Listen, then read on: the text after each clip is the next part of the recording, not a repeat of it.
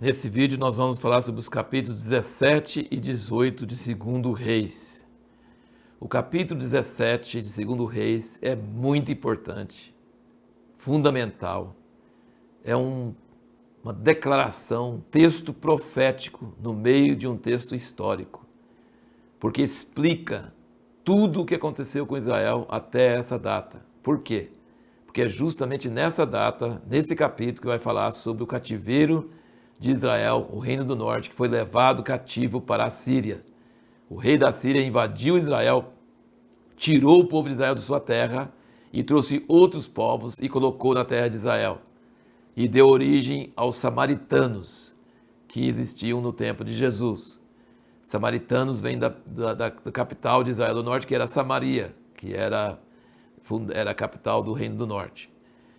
E o capítulo 17 tem um texto profético que mostra como Israel foi sendo castigado por Deus progressivamente durante a sua história toda, por séculos, até chegar nesse desfecho final que foi o seu cativeiro.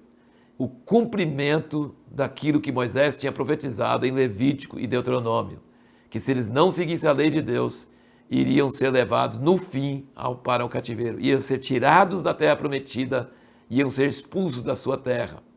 E aqui explica que a idolatria, os bezerros de ouro de Jeroboão e toda essa coisa toda, e foi progredindo, piorando cada vez mais, até levar, no versículo 15 do capítulo 17, fala o seguinte: rejeitaram os seus estatutos, seu pacto que fizeram com os pais deles, como também as advertências que lhes fizera, seguiram a vaidade, tornaram-se vãos, como também seguiram as nações que estavam ao redor deles, a respeito das quais o Senhor lhes tinha ordenado que não as imitassem.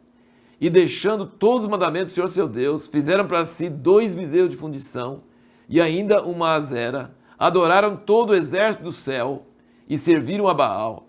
Fizeram passar pelo fogo seus filhos, suas filhas, e deram-se adivinhações e encantamentos, e venderam-se para fazer o que era mal aos olhos do Senhor, provocando-o a ira.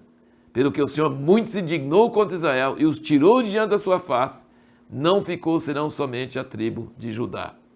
Então você vê uma progressão e você vê Deus cumprindo sua palavra, que ele profetizou através de Moisés que isso ia acontecer, mas também vê a compaixão, a longanimidade de Deus, como ele demora a fazer isso, como ele manda profetas alertando. Aqui fala que tinha duas coisas: eles não atenderam à lei, que é a palavra escrita do passado, e não ouviram os profetas, que era a palavra oral de Deus no presente.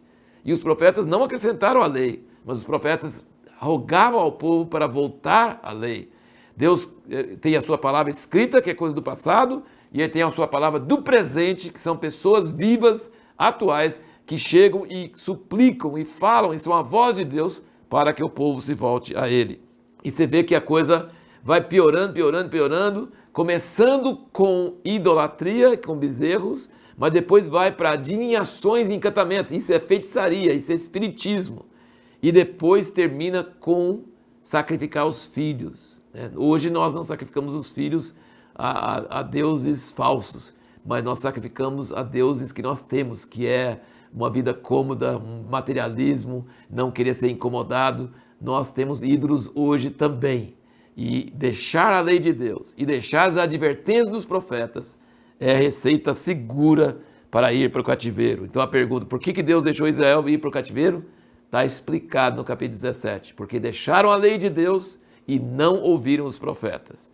E entraram em idolatria, e a idolatria levou à feitiçaria, e a feitiçaria levou a sacrificar os filhos, queimar os filhos no fogo para o Deus estranho. Nós temos aqui também nesses capítulos a origem dos samaritanos, que era o povo estrangeiro que o rei da Síria levou para Israel, e aí os leões e o pessoal começou a consumir, as bestas do mato, e houve muita desavença. Eles falaram assim: o pessoal está sendo perseguido, eles não sabem o jeito do Deus da terra. E aí ele levou os sacerdotes idólatras de Israel para ensinar o povo que foi para lá como é que é o Deus de Israel. Você já pensou?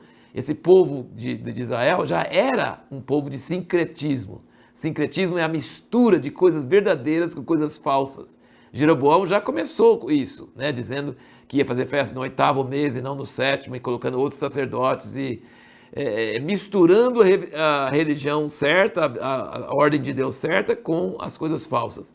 E aí o rei da Síria levou sacerdotes idólatras de Samaria para ensinar o povo que levou lá. Então virou uma mistura terrível de idolatria com coisas de Deus. E aí quando Jesus chega, a mulher samaritana sabia de Jacó, mas também achava que aquele poço era de Jacó, não sei o quê. Então os samaritanos eram uma mistura terrível, sincretismo de coisas verdadeiras com coisas falsas, coisas terríveis. Mas no meio dessas histórias também, no capítulo 18, nós vemos o surgimento de Ezequias, um dos melhores reis de Israel, filho de Acaz, que foi um dos piores. Como pode? Será que foi a mãe dele? Talvez. A influência da mãe é uma coisa muito importante. O pai dele era Acaz, terrível, mas a mãe dele pode ter ensinado ele fez o que era reto. Aqui diz duas palavras muito, muito maravilhosas, duas frases. Ele se apegou ao Senhor. É o que nós sempre falamos, de seguir ao Senhor de todo o coração, de amar ao Senhor, de querer o Senhor. E Ezequias se apegou ao Senhor e o Senhor era com ele. E Ezequias foi tão forte em buscar a Deus e tirar toda a coisa errada de Israel, de Judá, que ele destruiu a serpente de bronze que Moisés tinha feito. Ninguém antes dele tinha visto que essa serpente de bronze que Moisés fez no deserto tinha virado um objeto de idolatria.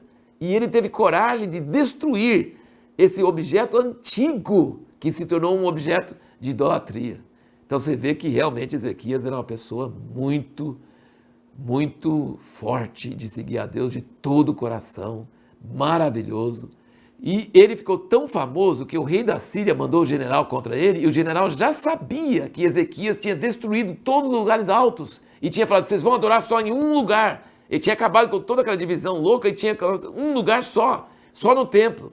E o rei da Síria não entendia nada disso, e para eles, quanto mais lugares você tiver, mais o Deus deles ia ficar feliz. E ele falou assim, vocês estão achando que Deus vai ouvir vocês? Ezequias tirou todos os lugares de culto dele e falou que vai adorar só num lugar só? Então Ezequias foi tão forte em voltar para Deus que até o rei da Síria sabia disso. Isso é impressionante.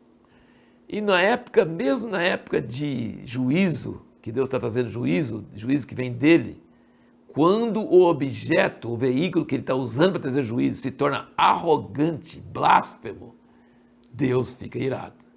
Ele está querendo trazer juízo sobre Israel, mas aquele país, como o rei da Síria, fala assim, seu Deus não está com nada, eu já acabei com tantos países e todos os deuses deles não fizeram nada, eu vou acabar com vocês também, não tem nada a ver. Isso levanta a ira de Deus na hora. Nós vamos ver isso nos próximos capítulos. E a pergunta que nós queremos responder no próximo vídeo seria o seguinte, o que seria um bom modelo para seguirmos em oração?